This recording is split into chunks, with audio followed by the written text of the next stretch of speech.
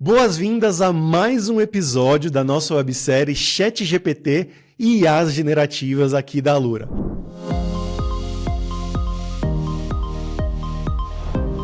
Meu nome é Fabrício Carraro e hoje a gente vai falar sobre a Luri, que é a inteligência artificial da Alura. Isso mesmo, a gente tem a nossa própria inteligência artificial que te ajuda nos cursos que você estiver fazendo. E nesse vídeo a gente vai te ensinar a como criar a sua própria inteligência artificial do zero.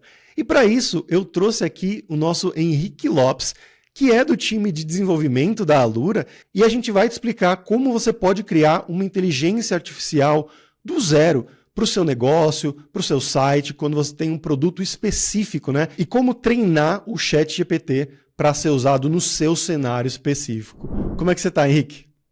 E aí, Fabrício, tudo bem? E aí, pessoal? Então, hoje a gente vai falar aqui sobre a Luri, né? Que é, como o Fabrício comentou, é a nossa inteligência artificial. E aí a gente conta com ela como mais um apoio no momento ali de estudo. Então, além de ter nosso fórum, de ter o Discord, agora a gente também tem a Luri, que justamente é para te ajudar a tirar a sua dúvida ali no momento da aula, a fazer algum resumo que você queira, ou te dar exemplos também do assunto que você está estudando. Então, esse aqui é o ícone da nossa Luri. E aí a gente vai hoje falar realmente um pouquinho mais sobre como ela foi desenvolvida e como é que ela funciona por baixo dos panos. Bacana. Henrique, que curso você escolheu para usar aqui como exemplo para a gente? Não podia ser outro, senão um grande Javinha para a gente dar uma olhadinha aqui, né? A linguagem que todo mundo gosta. Bacana. Então a gente está vendo aqui que tem uma aula normal da Alura, né? Desse curso de Java, um curso mais básico de Java, né? Imagina que você está começando na programação em Java. Uhum. E a gente tem aí duas pessoas maravilhosas, Paulo Silveira e a Jaqueline, né? Nossos instrutores aqui desse curso. E pelo que eu estou vendo desse código aí, ela está falando de loops, né? De for e tudo mais dentro de uma main. E ela vai explicar um pouquinho sobre como funciona, né? Como você criar o seu primeiro for, que é uma estrutura de iteração, né? De repetição. Você pode dar um play para a gente aí, Henrique? E aí a gente pode até substituir, em vez de média avaliação recebe o que já tinha por nota, a gente costuma usar aqui também, em vez de repetir a palavra, a gente coloca o mais aqui, antes. Mais igual. Significa que ele recebe o que ele já tinha e mais o que eu estou atribuindo agora. Em algumas linguagens isso é muito comum, é cultural a gente escrever mais igual, em vez que igual, aí mesmo. Isso, Mas... exatamente. Pode pausar, então, aqui Henrique? seja o jeito que for mais legível. Então a gente viu aí, né, uma pequena explicação. Dentro do for ela está fazendo alguns códigos ali. Se você não sabe como programar, não tem problema. E se você está aprendendo, é exatamente para isso que você vai usar a Luri, né, Henrique? Exato, Fabrício. E aí, em todos os cursos da plataforma, para quem tem um plano Pro, a Luri vai estar disponível aqui na tela do curso mesmo, aqui no canto inferior, na direita. Então, ela está literalmente a um clique de distância aqui quando você está assistindo a aula. E aí, quando você clicar ela vai abrir aqui a janelinha, que ela vai aqui se apresentar. E aqui você pode fazer qualquer pergunta referente ao conteúdo da aula, algum exemplo que você quer, algum resumo, alguma coisa desse tipo. Ah, legal. Então eu posso te sugerir alguns prompts para você usar aí para gente? Vamos lá. Vamos dizer que eu não entendi muito bem para que serve o for. Então pergunta para a Luri isso. Para que serve o for? Então, perguntei bem na cara, né? Para que serve o for? E ela vai me explicar aqui um pouquinho. Então aqui a gente pode ver que a Luri falou, né? Que o comando for em Java é utilizado para criar um laço de repetição por uma variável iteradora. E aqui ele fala, né, que permite executar um bloquinho de código várias vezes. E no final ele fala que no contexto do curso foi utilizado para repetir a leitura das avaliações de filmes e calcular a média das notas. Que é justamente o que os professores estão fazendo nesse momento aqui. Então a gente vê que a Luri, ela pega também a aula que você está vendo aqui, pega o contexto aqui da sua aula para tentar exemplificar melhor e tornar mais claro para a pessoa estudante ali para que está servindo aquele conceito naquele momento específico. Então ela aqui já deu um exemplo que é para ficar mais claro para o estudante. Que fantástico, cara. Ela entende, né, o contexto da aula. Isso é muito legal. Mas vamos dizer que eu não entendi muito bem. Então, escreve aí para mim. Me explique isso como se eu tivesse 5 anos de idade. Vamos ver o que ela vai dar.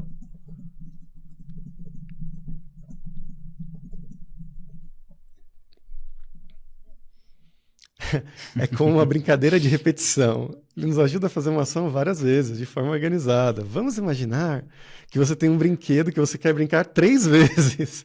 Ele é uma contagem que começa no número 1, depois vai para o 2 e assim por diante. Olha que legal. Então ele dá uma explicaçãozinha Mas para leigos, né? Então a gente brincou aí falando com 5 anos de idade, ele já entende que é uma criança, né? Então como que você explicaria uma função aí, um método de repetição, um laço, né, como for, para uma criança? Bem interessante o modo que ele usou para escrever isso. E Henrique, a gente pode pedir para a Luri dar um exemplo para a gente também, né? Exato. Por exemplo, a gente tá vendo aqui o exemplo já dos filmes, né? Mas caso eu queira pensar em outro cenário aqui, outra coisa, então eu posso falar, me dê outro exemplo de caso de uso do for, onde eu posso usar o for. E aí ela vai falar aqui, ó, imagina que você tem uma lista de números, você quer somar todos eles, então eu já vejo aqui que, por exemplo, eu posso usar também a estrutura de repetição, além de pegar a média dos filmes, eu posso usar para somar um array de números, vamos dizer assim. Legal. E escreve para mim aí, me explique linha a linha. Vamos ver o que ele vai dar. Olha, ele vai realmente linha após linha explicando como funciona e o que fazer, o que significa cada parte, né, da sintaxe aí do código. É muito legal. Isso aqui é ótimo para códigos mais complexos, que você não está entendendo exatamente por que tal linha está ali daquela forma. Então você pede, me explique linha a linha, e aí ele vai justamente dizer para que está servindo aquela linha ali naquele contexto. Então isso é bem legal para principalmente aquele código que a gente não entende ele completo, entende só um pedaço, alguma coisa desse tipo. Sim, e você pode pedir também para a Luri fazer um resumo dessa aula, né? Isso. Então se eu pedir, me dê um resumo da aula, vou botar um por favor aqui para ser educado.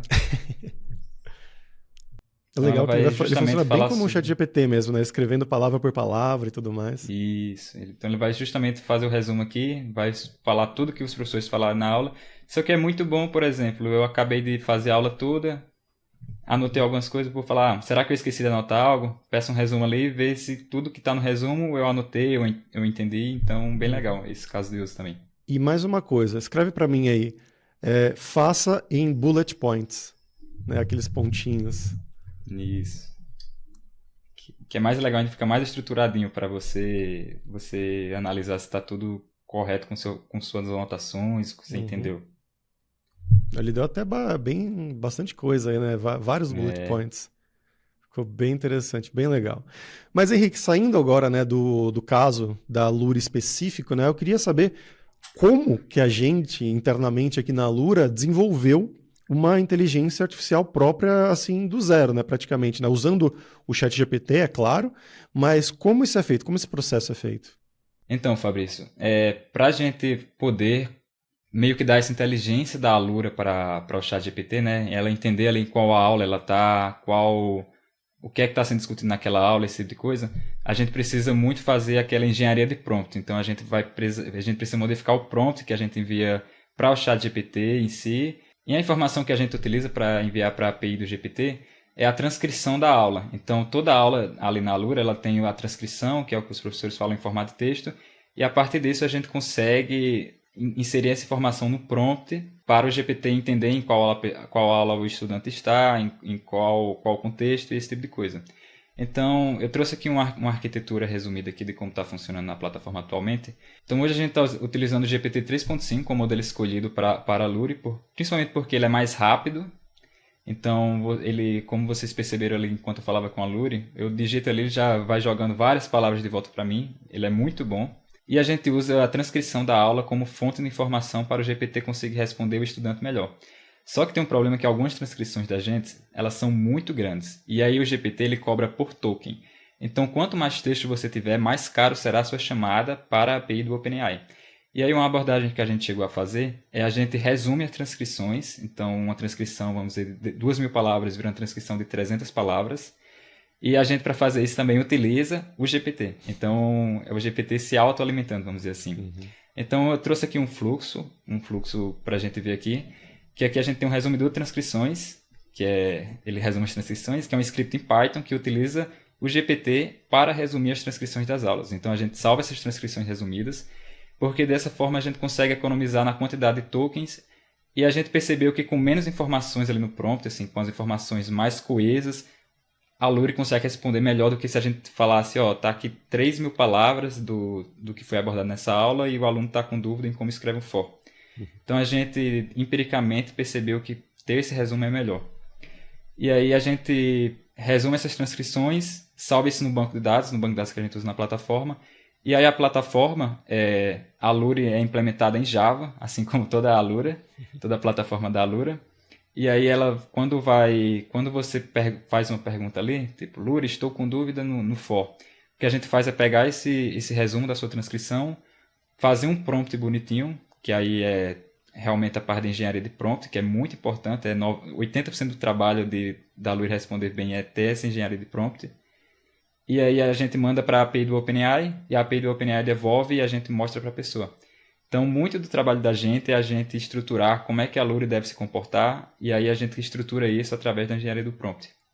Legal. Então eu estou vendo aqui, né, no desenho, a gente tem o usuário ali, na pessoa, que é você, estudante da Alura. Isso. Você acessa a aula de Java, igual a gente fez aqui, e aí a gente já vai ter, né, esse resumidor de transcrições ali embaixo, né, que vai ter essa transcrição salva no nosso banco de dados, vai ler do banco de dados, né, a Alura lê do nosso banco de dados interno, chama lá a OpenAI, que a gente está vendo aqui lá em cima, em cinza, no lado direito superior, para fazendo a engenharia de prompt, como você falou, né, para retornar a resposta para o aluno naquele momento. E como vocês viram aqui, é muito rápido mesmo, né? Você faz a pergunta ali, em poucos segundos você já tem uma resposta completa, coesa, que faz sentido, que te ajuda a seguir as aulas e tudo mais. Isso pode te servir também, como a gente falou anteriormente, na sua empresa, né? Se você tem, por exemplo, uma lista enorme de produtos e você quer recomendar o melhor possível para o seu cliente, talvez você possa fazer uma coisa parecida, né? Criar uma inteligência artificial similar dentro, aí, interna para você, também conectada com a API da OpenAI, lá do GPT, né? Mas fazendo essa engenharia de prompt para, dada a pergunta da pessoa, né? Qual desses cursos ou qual desses produtos, qual desses filmes você recomendaria para mim, enfim, algo que vale aí para sua empresa, você pode fazer essa conexão aí, criar, assim como a gente criou, para retornar algo que seja relevante para o seu cliente. Então é isso, pessoal. Espero que vocês tenham gostado de mais esse episódio aqui da nossa websérie ChatGPT e IAs generativas, e a gente se vê no próximo. Até mais. Obrigado, Henrique. Valeu, pessoal. Obrigado, Fabrício.